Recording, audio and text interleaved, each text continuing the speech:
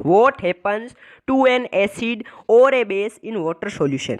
इस टॉपिक में हम पढ़ेंगे कि जब हम एसिड और बेसिस को वाटर सॉल्यूशन में डालते हैं तो क्या होता है। Do acids produce ions only in aqueous solution. क्या जो एसिड्स होते हैं वो ओनली एक्वस सॉल्यूशन में ही आयंस प्रोड्यूस करते हैं। हम एक्टिविटी 2.9 की हेल्प से समझेंगे। तो आओ स्टार्ट करते हैं।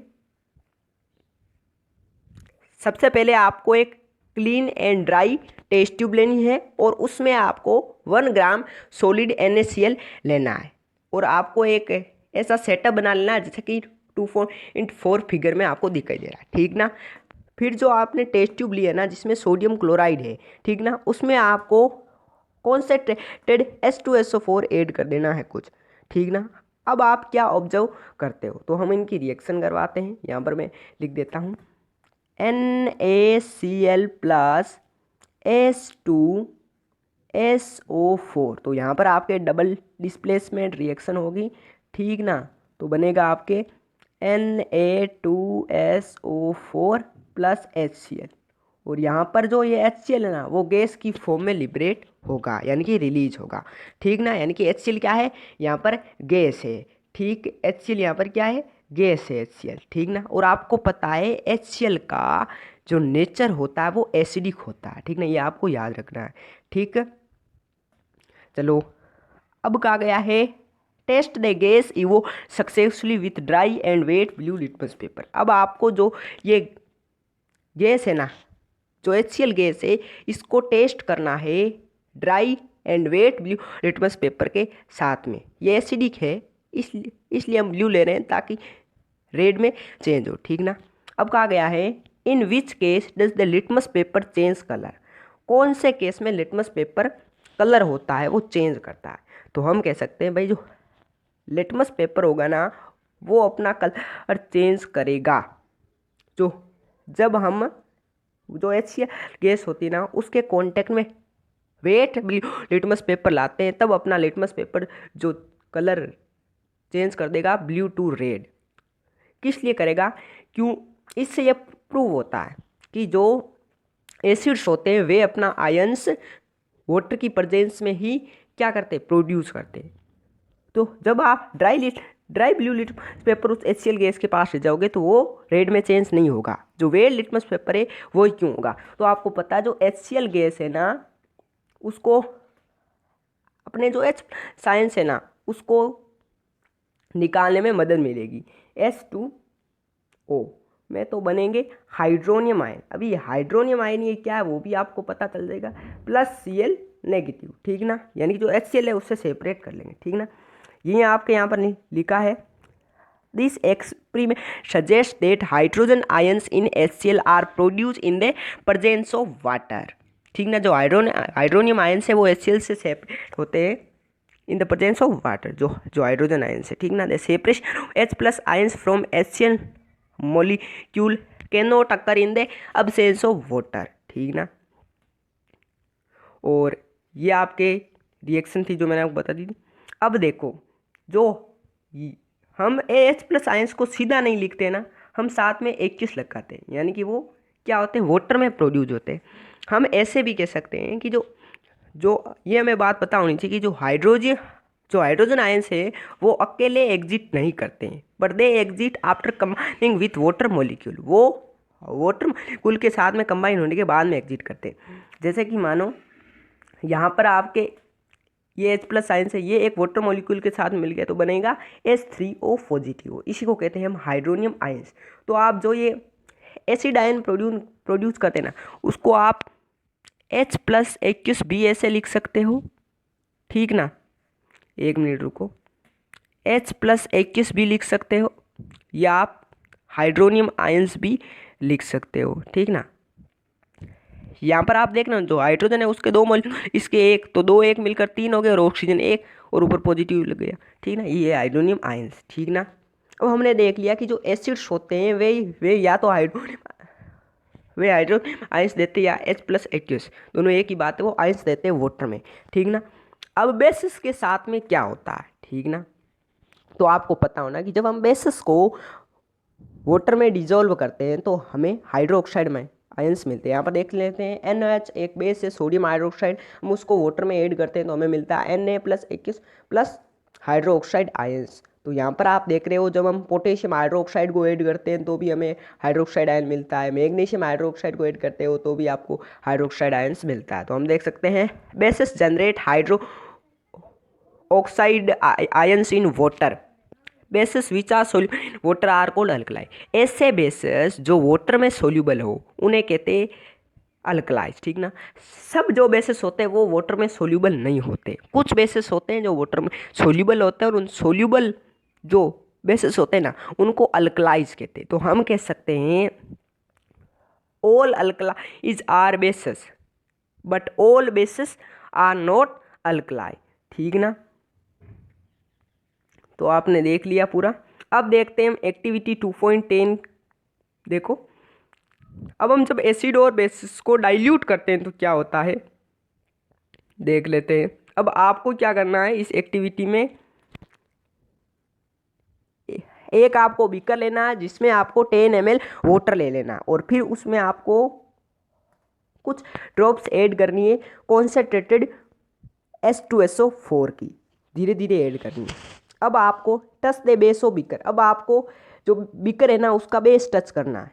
इस there a change in temperature, आप क्या कोई आपको वहाँ पर टेम्परेचर में चेंज नज़र आता है, आपको ऐसा लगता है कि वहाँ पर टेम्परेचर में चेंज हुआ है। तो हाँ टेम्परेचर में चेंज हुआ है, जो बीकर है वो हॉट हो गया है यानी कि ज़्यादा गर्म हो गया है, ठीक ना।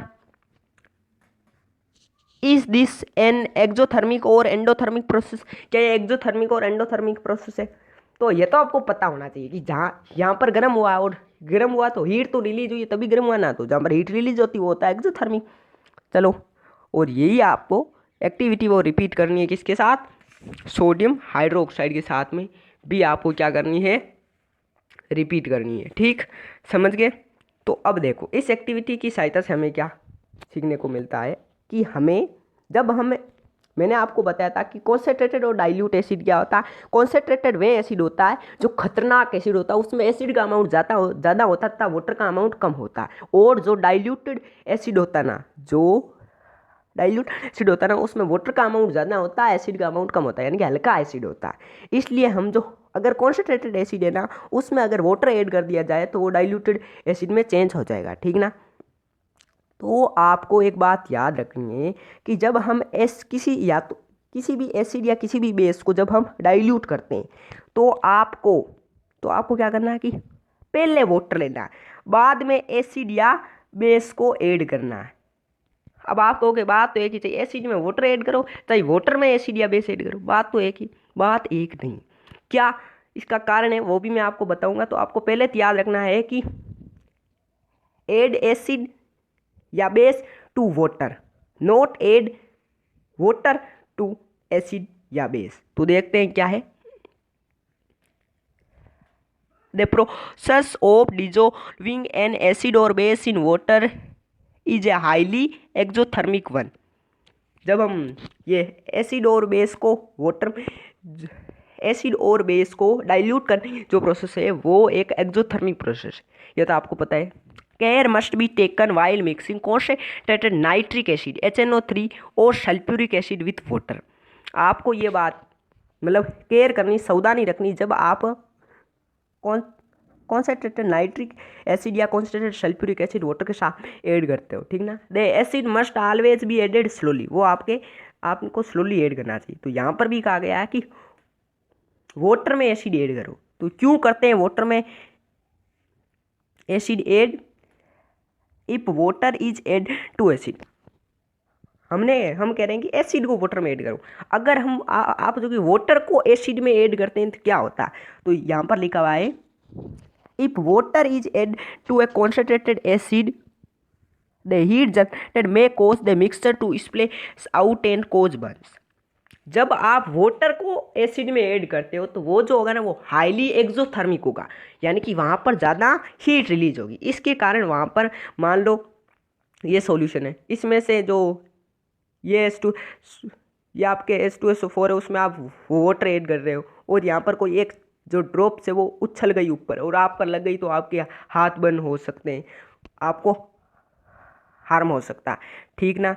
और वहाँ पर आग भी लग सकती है, और जो ग्लास कंटेनर है ना वो भी ब्रेक हो सकता है। The glass container may also break due to excessive local heating, ठीक ना। ज़्यादा हीट के कारण वो ग्लास जो कंटेनर है वो भी ब्रेक हो सकता है। तो आपको इतना ही याद रखना है कि हम वाटर को एसिड इसलिए ऐड नहीं करते हैं क्योंकि वो हाईली एक्सोथर्मिक होता है, इसके कारण हमें बहुत सारी हानि भी पहुंच सकती है, वहाँ पर आग भी लग सकती है, और जो ग्लास कंटेनर है वह भी बंद हो सकता है।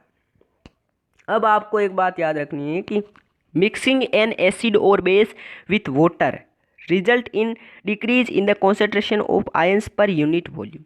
जब हम एसिड या बेस को डाइल्यूट करते हैं यानी कि उसमें वाटर ऐड करते हैं, तो वहाँ पर अगर एसिड है तो हाइड्रोनियम आयंस का जो कॉन्सेंट्रेशन है वो डिक्रीज हो जाएगा पर यूनिट वॉल्यूम, और अगर बेस है तो हाइड्रोक्साइड आयंस का जो वॉल्यूम है वो मतलब जो कॉन्सेंट्रेशन है वो डिक्रीज हो जाएगा। Such a process is called dilution and the acid और the base is said to be diluted. और यही जो प्रोसेस है वो कहलाता है डाइल्यूशन, और जिस एसिड और बेस को किया जाता है वो कहलाते हैं डाइल्यूटेड, ठीक ना। तो आपका यही आज का था। ये तो आपको समझ में आ गया कि जब हम एसिड या बेस में वाटर ऐड करते हैं तो जो हाइड्रोनियम आयंस या हाइड्रोक्साइड आयंस है ना उनका कॉन्सेंट्रेशन डिक्रीज हो जाता है पर यूनिट वॉल्यूम, ठीक ना। कैसे होता है वो समझा, थोड़ा सा आपका टाइम लूँगा। मान लो एक ये सॉल्यूशन है, ठीक ना। एक एग्जाम्पल लेता हूँ, एसिड का लेकर बताता हूँ। इसमें एसिड आपने डाल लिया, इसमें एसिड है 100 ग्राम। उस 100 ग्राम एसिड में आपके 50 क्या है, 50 है हाइड्रोनियम आयंस, ठीक ना। 50 हाइड्रोनियम आयंस है। अब आपने उसमें मान लो 100 ग्राम वाटर ऐड कर दिया उसको डाइल्यूटेड करने के लिए। अब पूरा सॉल्यूशन हो गया 200 ग्राम।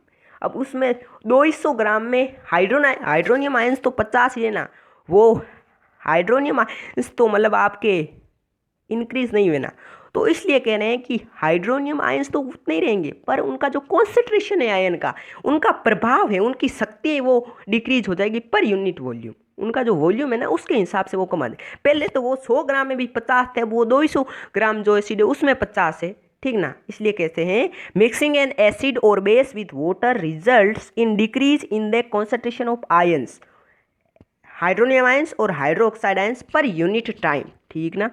तो यही आपके आज का था टॉपिक।